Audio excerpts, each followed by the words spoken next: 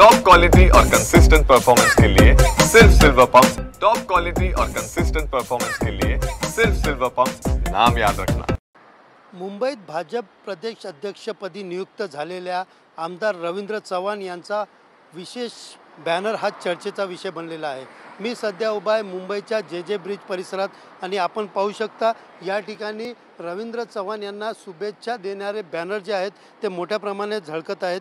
या बॅनरवरती पंतप्रधान नरेंद्र मोदी, मुख्यमंत्री देवेंद्र फडणवीस आणि त्याचबरोबर नव्याने प्रदेश अध्यक्ष पदावर विराजमान झालेले रवींद्र चव्हाण या तिघांचे फोटो झळकत असताना दिसून येत आहेत। विशेष म्हणजे बॅनरवर नरेंद्र, देवेंद्र व त्याचबरोबर रवींद्र अशा नावाचे तालात्मक मांडणीतून एक वेगळी शैली या ठिकाणी पाहायला मिळत आहे। हा बॅनर अखिल भारतीय कामगार सेनेच्या संघटनेकडून लावण्यात आला असून रवींद्र चव्हाण यांना पुढच्या राजकीय वाटचालीसाठी शुभेच्छा देण्यात आलेल्या आहेत।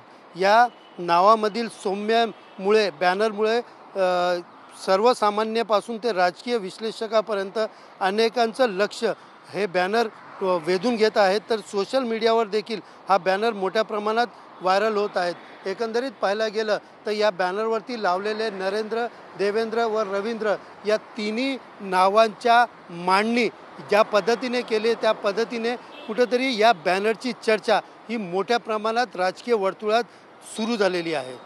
कॅमेरा पर्सन अमित शिगवणसह सुनील जाधव, TV9 मराठी, मुंबई।